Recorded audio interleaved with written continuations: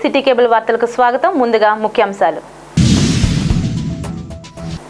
GVMC 7వ వార్డులో వైకాపా ఎన్నికల కార్యాలయాన్ని ప్రారంభించిన ఉత్తరాంధ్ర కోఆర్డినేటర్ వైవి సుబ్బారెడ్డి.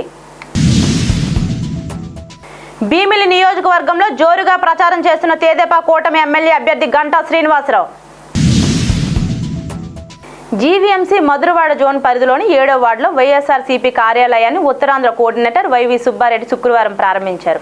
ఈ సందర్భంగా సుబ్బారెడ్డి మాట్లాడుతూ ప్రతి పేదవాని అభివృద్ధి పదంలో తీసుకువెళ్లేందుకు సంక్షేమ పథకాలు అందించిన జగన్మోహన్ రెడ్డి మాట తప్పని నాయకుడని అన్నారు. నియోజకవర్గాలు మారుతూ గెలిచి నియోజకవర్గాల ప్రజలకు ముఖం చూపించకుండా నాయకులు కూటమి నుంచి పోటీ చేస్తున్నారు ఎద్దేవా చేశారు. కార్యకర్తలందరూ సైనికులుగా పనిచేసి విశాఖ ఎంపీగా బొత్స ఝాన్సీని, భీమిలి నియోజకవర్గం ఎమ్మెల్యేగా అవంతి శ్రీనివాసును ఫ్యాన్ గుర్తుపై ఓటు వేసి గెలిపించాలని కోరారు. వేల కోట్ల రూపాయల నిధులు ఖర్చు పెట్టడం జరిగిందని చెప్పి ప్రజలందరికీ గుర్తు చేయాలని చెప్పి సందర్భంగా తెలియజేసుకుంటున్నాం. మరీ ముఖ్యంగా భీమిలి పట్టణానికి భోగాపురం ఇంటర్నేషనల్ ఎయిర్పోర్ట్ ఊరికి శిలాపలకాలు అయ్యేలా గత ప్రభుత్వం లాగా పనులు ప్రారంభించి పనులు కూడా ఎంతో చురుగ్గా జరుగుతున్న చరిత్ర మన కళ్ళ ముందు కనపడతా ఉంది. భోగాపురం ఇంటర్నేషనల్ ఎయిర్పోర్ట్ నుంచి విశాఖ సిటీకి కనెక్టివిటీ రోడ్డు కూడా 6 లైన్ రోడ్డు కూడా నిర్మాణానికి అన్ని అనుమతులు తీసుకొని త్వరలో నిర్మాణం చేసుకునే కార్యక్రమం కూడా చేస్తామని చెప్పి ఈ సందర్భంగా తెలియజేసుకుంటూ ఇన్ని అభివృద్ధి కార్యక్రమాలు భీమిలి పట్టణంలో కేంద్రంగా జరగబోతున్నాయి కాబట్టి రాబోయే రోజుల్లో భీమిలి పట్టణం చాలా కీలక పాత్ర పోషించే కార్యక్రమం ఉంటుంది. కాబట్టి ఇక్కడ మన శాసనసభ్యుడిగా అవంతి శ్రీనివాస్ అభ్యర్థిగా మీ ముందుకు వస్తున్నాడు.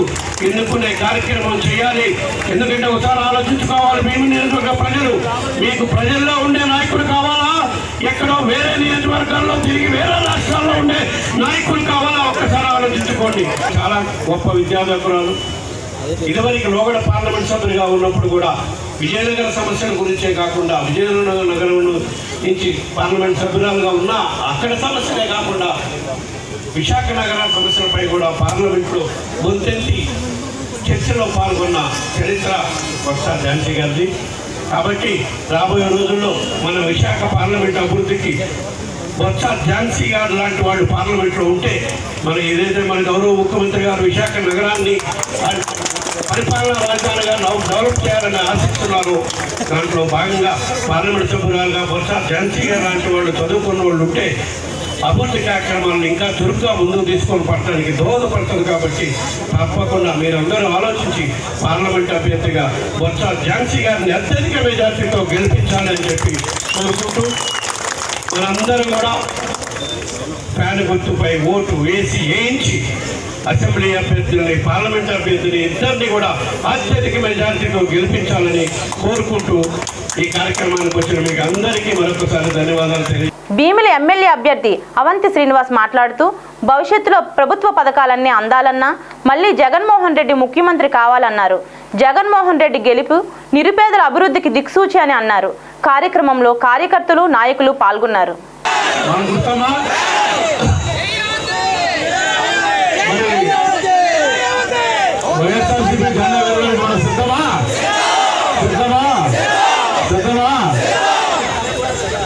భీమిలి నియోజకవర్గంలో తెదేపా కూటమి ఎమ్మెల్యే అభ్యర్థిగా పోటీ చేస్తున్న గంటా శ్రీనివాసరావు ప్రచారంలో ప్రజలు బ్రహ్మరథం పడుతున్నారు.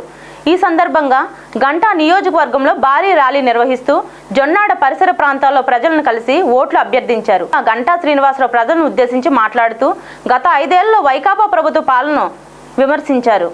ర్యాలీలో ప్రజలు కార్యకర్తలు జై గంటా అంటూ నినాదాలు చేశారు. అపూర్వంగా స్వాగతం పలికి మంగళహారతులు ఇస్తూ పూలవర్షం కురిపిస్తూ మీరు చూపించిన ఆదరణ అభిమానం జీవితంలో ఎప్పుడు కూడా మర్చిపోలేని చెప్పి మీ అందరూ కూడా బాగా చేస్తా ఉన్నారు. ఇంతకుముందు మన రామానాయుడు గారు అలాగే శ్రీను వీళ్ళు మాట్లాడినట్టుగా నాకైతే ఈ గ్రామంలోకి వచ్చిన తర్వాత నాకు అనిపిస్తూ ఉంది, ఇది ఎన్నికల ఓట్లు అడిగే ప్రచారంలాగా లేదు. ఎలక్షన్లు అయిపోయిన తర్వాత విజయం సాధించిన తర్వాత గ్రామంలోకి వస్తే ఒక విజయోత్సవానికి ఎలాంటి ఉత్సాహం కనిపిస్తూ ఉందో అలాంటి ఉత్సాహం ప్రతి ఒక్కరు మొక్కలు కూడా కనిపిస్తూ ఉంది. మరి ఇందాక మన అనిల్ చెప్పినట్టుగా ఈ ఎన్నిక ఆల్రెడీ మనది అయిపోయింది, మనం గెలవడం జరిగిపోయింది. అయితే మన లక్ష్యం అంతా కూడా ఈ రాష్ట్రంలోనే ఒక భారీ మెజార్టీ దిశగా భీమిలిలో రావాలి. రాష్ట్రం మొత్తం కూడా మన వైపు చూసే విధంగా ఆ మెజార్టీ ఉండాలని చెప్పని మీ అందరికీ మనవి చేస్తా ఉన్నాను. మరి ఇది తెలుగుదేశం పార్టీ ఒకటే కాదు, ఇక్కడ ఒక పక్క చరిస్మా ఉన్న లీడర్ పవన్ కళ్యాణ్ గారు మనకు మద్దతుగా ఉన్నారు. మరో పక్క ఈ భారతదేశమే గర్వించదగ్గ నరేంద్ర మోడీ గారి భారతీయ జనతా పార్టీ మనతో పాటు ఉంది. మరి ముగ్గురం కలిసి ఉమ్మడి అభ్యర్థిగా ఈరోజు తెలుగుదేశం పార్టీ ఎమ్మెల్యేగా నేను, అలాగే పార్లమెంట్ అభ్యర్థిగా మన భరత్ పోటీ చేస్తూ ఉన్నాం.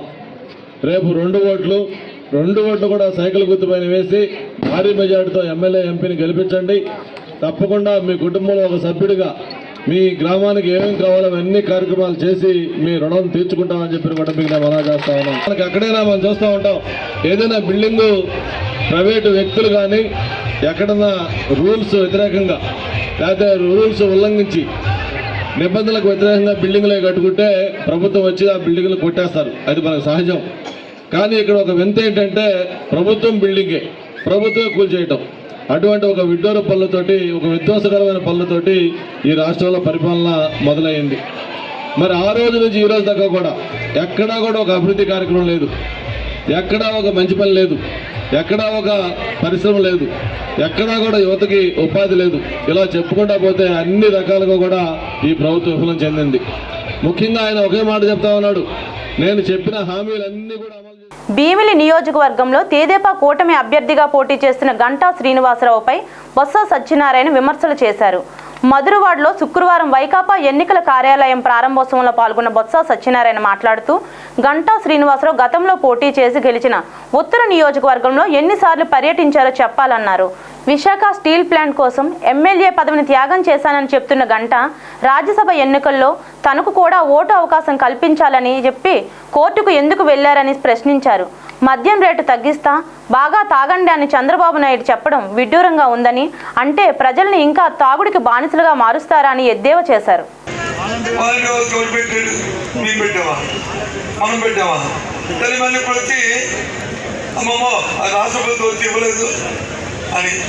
సరే అది ఇచ్చారు, ధ్యానం తెలిసిపోయింది, వాళ్ళ మాయా మోసం తెలిసిపోయిపోయారు. ఇంకో విషయం, చంద్రబాబు నాయుడు గారు వాళ్ళు వదిన ఇంకో పార్టీ అధ్యక్షుడు, ఈ దీనికి అధ్యక్షుడు, ఆయన ఆవిడ దానికి అధ్యక్షుడు. Okay fine.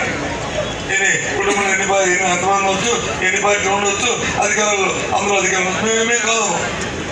మేము కాదు మాకేమి అందులో దురభిప్రాయం కానీ ద్వంద్వాభిప్రాయం లేదు. అప్పుడు మొన్న అడ్రస్ ఆవిడ మళ్ళీ అమ్మ ఏనండి ఆ దొంగకు బుద్ధులు చెప్తారు. అట్లా ఏమని ఒక 20 మంది 30 మంది ఆఫీసుల్ని మార్చారు. ఒకరిద్దరు కాదు, 30 మంది. అదేమైనా మనం వేసాం ఉద్యోగులు. ఇప్పుడు వాలంటీర్లు వాళ్ళు సెక్రటరీ అంటే జగన్మోహన్ రెడ్డి గారు నియమించారు. Yes fine. ఏమో వాళ్ళు జగన్మోహన్ రెడ్డి ప్రభుత్వం అయిపోతారు. ఎన్నికల్లో మొన్న 2 సంవత్సరాలు ఎన్నికలు వేసి 3 సంవత్సరాలు కాబట్టి ఓట్లు ఏం తీసుకుంటారు అన్ని అనుభూతి ఒక అనుమానం ఉండొచ్చు, మానవ సహజం. కానీ ఈ ఐఏఎస్ ఆఫీసర్లు ఐపీఎస్ ఆఫీసర్లు జగన్మోహన్ రెడ్డి గారు నియమించారు కదా. నీదే 5 సంవత్సరాలు ఇప్పుడు జగన్మోహన్ రెడ్డి 4 సంవత్సరాలు పెట్టి చేస్తారు 10 నెలలు బట్టి. అంతకుముందు 5 సంవత్సరాలు చేశారు కదా, అంతకుముందు 2 సంవత్సరాలు కిరణ్ కుమార్ చేశారు కదా, అంతకుముందు 2 సంవత్సరాలు బాగా చేశారు కదా, అంతకుముందు మళ్ళీ ఒక 5 సంవత్సరాలు నేను నీ దగ్గర చేశారు కదా, చంద్రబాబు చేశారు. అలాగే కదా మరి ఇవి కాబట్టి కూడా ఈ రాష్ట్రంలో ఏ సంస్థనే ఉద్యోగుల కింద వేస్తారా? అయితే బీహార్ నుంచి లేకపోతే ఒరిస్సా నుంచి అందరినీ తీసుకొచ్చి జిల్లా వేస్తారా? చెప్పండి. ఆ ఉద్దేశం ఏంటంటే నేను అందుకే మీ ద్వారా ఒకటి చెప్తున్నాను. ఎన్నికలు వచ్చినప్పుడు ఒక పార్టీ 90% ఉండి ఒక పార్టీ 10% ఉన్నా, ఒక పార్టీ ఈ పార్టీ 90 ఆ పార్టీ 10% ఉన్నా, ఇంకా ఆ బూత్ దగ్గరకు వచ్చి ఎవరు టీంది అనుకుంటుంది. తప్పు చేస్తే ఎవరిని క్షమించదు. ఎంత రోడ్డునే చొక్కా పుచ్చం బయటలో అవుతుంది. అది మీ సివిల్ సర్వీస్ ఆఫీసర్ అయినా, స్టేట్ సర్వీస్ ఆఫీసర్ అయినా, హెరిటేజ్ మేనేజర్ అయినా, లేదు స్మాల్ బిజినెస్ మేనేజర్ అయినా, ఎవరైనా ఒకటే. ఇది ప్రజాస్వామ్య ప్రజల హక్కు. ఇది అది తెలుసుకోవచ్చు వాళ్ళకి. అంతేగాని ఇదే పని ఇది. అందుకే అన్నాను ఆమె హెరిటేజ్ను భారతదేశ ఏసీ ఎనిమిది మనం రాజ్యం అడుగుతున్నాడు. రాసేయండి. మీ ప్రభుత్వం మీద ఉంది కదా, ఆయన పైన దర్శనం వేసుకుంది. రేపు ఎందుకు చెప్పండి ఏం దొరికితే తెలుస్తుంది, జనం ఏం పెడతారు. అందుకు ఇలాంటి దుర్మార్గమైన ఆలోచనలు, చిన్న బుద్ధులు దుర్మార్గులు, మనకు వచ్చిన గజగన్న ఒక్కన్న మిత్రులు, దీంతో మాయకల్తనం వస్తుంది. దయచేసి అప్రమత్తంగా మనందరం ఉండాలి. ముఖ్యంగా ఇక్కడ ఎవరైతే క్రియాశీల కార్యకర్తలు ఉన్నారో మీరు, ఎందుకంటే ఈ 3-4 బ్యాచ్ అయిపోయారు, 3-4 బ్యాచ్ అయిపోయారు. వారికి సమాజం తాలూకా ఇంట్రెస్ట్ కంటే సామాజిక ఇంట్రెస్ట్ ఎక్కువ. సమాజం తాలూకా ఇంట్రెస్ట్ కాదు వాళ్ళకి సామాజిక ఇంట్రెస్ట్ ఎక్కువ. వాళ్ళకి సమాజం ఇంట్రెస్ట్ వాళ్ళకి ఇవి అక్కలే. వాళ్ళ సామాజికం వాళ్ళు బాగుంటే చాలు. అది మానవత్వం పరిమళించిన వేళ జై భారత్ పార్టీ అధినేత విశాఖ ఉత్తర నియోజకవర్గ ఎమ్మెల్యే అభ్యర్థి జేడి లక్ష్మీనారాయణ తన దాతృత్వాన్ని చాటుకున్నారు. ఎన్నికల ప్రచారంలో భాగంగా ఊరసి కూడల నుండి కంచరపాలెం ప్రాంతంలో ఎన్నికల ప్రచారం నిర్వహిస్తూ ప్రజలను కలిసి రానున్న ఎన్నికల్లో తనను అత్యధిక మెజార్టీతో గెలిపించాలని కోరారు. ఇంతలో అదే ప్రాంతంలో ప్రమాదానికి గురై గుర్తు తెలియని వ్యక్తిని చూసి అతను స్పృహ కోల్పోకుండా మాట్లాడుతూ ధైర్యం చెప్పి దగ్గరుండి అంబులెన్స్లో హాస్పిటల్కు తరలించారు. అనంతరం జేడీ లక్ష్మీనారాయణ సిటీ కేబుల్ న్యూస్తో మాట్లాడుతూ యువత భవిత మారాలంటే ప్రభుత్వం మారాలని, ప్రశ్నించే నాయకుడు వచ్చినప్పుడు పాలన బాగుంటుందని అన్నారు. డ్రగ్స్ కోరల్లో నుంచి విశాఖను రక్షించి ఉత్తర నియోజకవర్గాన్ని ఉత్తమ నియోజకవర్గంగా తీర్చిదిద్దడమే తన లక్ష్యమని జేడీ పేర్కొన్నారు. ఊరసి కంచరపాలెం ఆ ఏరియాలో ప్రచారం నిమిత్తం రావడం జరిగింది. ఇక్కడ ముఖ్యంగా షాపింగ్ కాంప్లెక్స్, ఎడ్యుకేషనల్ ఇన్స్టిట్యూషన్స్ వీరితో కూడా కలవడం జరిగింది. అనేక మంది మార్పు కోరుకుంటున్నారు. సార్ మీరు ఖచ్చితంగా మేము ఆలోచిస్తాము, జై భారత్ నేషనల్ పార్టీ గురించి విన్నాము, ఆ తర్వాత టార్చ్ లైట్ గుర్తు కూడా మీకు వచ్చింది, ఇది చాలా శుభసూచకమని చాలామంది మాట్లాడారు. అందువల్ల మార్పు కోసం జై భారత్ నేషనల్ పార్టీ వచ్చింది. ముఖ్యంగా ఈ ప్రాంతంలోని సమస్యలు మీరు చూసుకుంటే చాలామంది అడిగితే డ్రైనేజ్ సమస్య ఒకటి ప్రధానం, నీటి సమస్య, ఆ తర్వాత వచ్చేసి కంజెషన్, తర్వాత ముఖ్యంగా ఈ స్ట్రీట్ వెండర్స్ ఎవరైతే ఉన్నారో వారితో మాట్లాడితే వాళ్ళు తెచ్చుకున్న కూరగాయలు, తర్వాత ఫ్రూట్స్ ఇవన్నీ కూడా ఎండ వల్ల త్వరగా వాడిపోతున్నాయి. దానివల్ల ఒక చిన్న డిజైన్ కూడా చేయిస్తున్నాం మేము. అంటే ఒక చిన్న షెల్ఫ్ లాగా ఉంటుంది, దాంట్లో ఆటోమేటిక్గా కూల్ ఎయిర్ అంటే ఎయిర్ కండిషనింగ్ లాగా చేసుకొని వీళ్ళందరికీ ఇవ్వగలిగితే ఎక్కువ రోజులు వాటిని పెట్టొచ్చు, ఆ తర్వాత వాళ్ళ జరిగే నష్టం కూడా తగ్గించవచ్చు అన్నది కూడా వారికి చెబితే వారంతా కూడా చాలా ఆనందించారు. కాబట్టి నార్త్ నియోజకవర్గంలో జై Bharat national party torch light గుర్తుతో మేము ముందుకెళ్తున్నాం. కాబట్టి మీరందరూ కూడా సహకరించి జై భారత్ నేషనల్ పార్టీకి మీ అమూల్యమైన ఓటు వేయాలని చెప్పి విశాఖ ఉత్తర నియోజకవర్గంలో ఉన్న ఓటర్లందరికీ కూడా విన్నవించుకున్నాను. నేను పర్సనల్గా తిరుగుతున్నాను ప్రతి చోట, మీ ప్రాంతానికి కూడా వస్తాను త్వరలో. కాబట్టి అందరం కలిసి చర్చించుకుందాం, విశాఖ ఉత్తర నియోజకవర్గాన్ని ఉత్తమ నియోజకవర్గంగా మారుద్దాం. ముఖ్యంగా తల్లిదండ్రులు నా దగ్గర వాళ్ళు చెప్పిన విషయం ఏంటంటే చాలామంది పిల్లలు డ్రగ్స్కి, గాంజాయికి అలవాటు పడిపోతున్నారు, మా మాట వినడం లేదు, ఇళ్లలోంచి డబ్బులు తీసుకెళ్ళిపోతున్నారు. ఈ విధమైన పరిస్థితులు ఉంటే మరి భావితరాలు ఏమవుతాయి అన్నది అందుకనే వాళ్ళకి ఇచ్చిన భరోసా. నేను వచ్చింది భావితరాల కోసం, వారికి ఉద్యోగాలు రావాలి, వారు ఈ విధంగా డ్రగ్స్, గంజాయి, ఈ ప్రమాదాలు ఏవైతే ఉన్నాయో వాటి బారిన పడకూడదు అన్నదే నా ముఖ్యమైన ఉద్దేశం. కాబట్టి వారందరికీ కూడా భరోసా ఇవ్వడం జరిగింది. ముంబై, ఠానే లాంటి నగరాల్లో లాఠీ పట్టి ఈ డ్రగ్స్ని, మిగతా క్రైమ్ని కంట్రోల్ చేశాం. అదేవిధంగా ఇక్కడ ఎమ్మెల్యే అయిన తర్వాత కూడా మీ పిల్లల కోసం నా లాఠీ పట్టుకొని మళ్ళా వారందరినీ సక్రమమైన బాటలో పెట్టే బాధ్యత నాది అని వారికి చెప్పాను. చాలా లైబ్రరీలు ఏర్పాటు చేయడం, స్కిల్ డెవలప్మెంట్ సెంటర్లు పెట్టడం, నాలెడ్జ్ హబ్బులు తయారు చేయడం, కల్చరల్ సెంటర్ ఏర్పాటు చేయడం, ఇవన్నీ కూడా నేను చేయబోతున్నానని వాళ్ళందరికీ చెప్పడం జరిగింది. అందరం కలుద్దాం, ఒక కొత్త విశాఖ ఉత్తరాన్ని ఉత్తమంగా మనం అందరం కలిసి నిర్మిద్దాం. టార్చ్ లైట్ గుర్తుకు ఓటు వేయమని వారందరినీ కూడా నార్త్ ఎమ్మెల్యే అభ్యర్థిగా నేను వారందరికీ కూడా విన్నవించుకోవడం జరిగింది. ధన్యవాదాలు. జై హింద్, జై భారత్. అభివృద్ధి, సంక్షేమం రెండు కళ్ళుగా ఆంధ్రప్రదేశ్ రాష్ట్రాన్ని ఆదర్శ రాష్ట్రంగా చేస్తున్న ముఖ్యమంత్రి వైఎస్ జగన్మోహన్ రెడ్డి మరోసారి అవకాశం ఇచ్చి రానున్న ఎన్నికల్లో ప్రతి ఒక్కరూ ఫ్యాన్ గుర్తుపై ఓటు వేసి వైఎస్ఆర్ కాంగ్రెస్ పార్టీని అత్యధిక మెజార్టీతో గెలిపించాలని విశాఖ ఉత్తర నియోజకవర్గ ఎమ్మెల్యే అభ్యర్థి కేకే రాజు ప్రజలను కోరారు. ఈ మేరకు 24వ వార్డు పరిధి రేసపువానిపాలెంలో వార్డు కార్పొరేటర్ సాడి పద్మారెడ్డితో కలిసి ఎన్నికల ప్రచారం నిర్వహించారు. ఇంటింటికి వెళ్లి వైకాపా ప్రభుత్వంలో చేపట్టిన సంక్షేమ పథకాలు, అభివృద్ధిని వివరిస్తూ వచ్చే ఎన్నికల్లో మరోసారి అవకాశం ఇవ్వాలని కోరారు. ఈ కార్యక్రమంలో VKP CPI chairman Chokkakula Venkatrao, JCR convener Karri Muralikrishnareddy, director Nookaraju, 24వ వార్డు సీనియర్ నాయకులు, కార్యకర్తలు, పార్టీ శ్రేణులు పాల్గొన్నారు. ఉత్తర నియోజకవర్గంలో 24వ వార్డులో 24వ వార్డు కార్పొరేటర్ సోదరి శ్రీ సాడి పద్మారెడ్డి గారి ఆధ్వర్యంలో ఈరోజు ఎన్నికల ప్రచారాన్ని నిర్వహించడం జరుగుతుంది. ఎన్నికల ప్రచారంలో ఈరోజు మనందరి అదృష్టం ఏంటంటే మా ముఖ్యమంత్రి గారి యొక్క ముందు చూపుతో, ఆయన ముందు చూపు వల్ల అంటే ఆయనకి ప్రజాబలంతో పాటు దైవబలం కూడా ఉంది. ఈరోజు ఎన్నికల ప్రచారంలో భాగంగా ఎక్కడికి వెళ్ళినా ఈ ప్రాంతాలన్నింటినీ కూడా ఆయన ఆదేశాల మేరకు, ఆయన ముందు చూపు వల్ల గడప గడపకి మన ప్రభుత్వ కార్యక్రమం ద్వారా ప్రతి ఇంటిని కూడా, ప్రతి గడప తొక్కి, ప్రతి తలుపు తట్టి అందరితోనూ కూడా మమేకమయ్యాం. వారి సమస్యలు విన్నాం. ఆ సమస్యల పరిష్కారానికి ముఖ్యమంత్రి గారి ఆశీస్సులతో, నిబద్ధతతో కృషి చేశాం. కాబట్టి ఎక్కడికి వెళ్ళినా సరే పెద్ద ఎత్తున అందరూ కూడా స్వాగతించి తప్పకుండా జగన్మోహన్ రెడ్డి గారి యొక్క నాయకత్వాన్ని సమర్థిస్తాం, జగన్మోహన్ రెడ్డి గారికి ఓటు వేస్తామని అందరూ కూడా చెప్తాం. అనేది చాలా సంతోషించదగ్గ విషయం. అంటే ఇందులో మనం విశేషం ఏంటంటే 2022 మే 11వ తారీఖున జగన్మోహన్ రెడ్డి గారు రాష్ట్ర వ్యాప్తంగా 175 నియోజకవర్గాల్లో కూడా గడప గడపకి మన ప్రభుత్వ కార్యక్రమాన్ని ఆ రోజు ప్రారంభించడం జరిగింది, అధికారికంగా ప్రారంభించడం జరిగింది. ఈరోజు యాదృచ్ఛికంగా 2024 మే 11వ తారీఖున ఆంధ్రప్రదేశ్ రాష్ట్రంలో సార్వత్రిక ఎన్నికలకు సంబంధించి ప్రచారానికి ఆ రోజు ఆఖరి రోజు.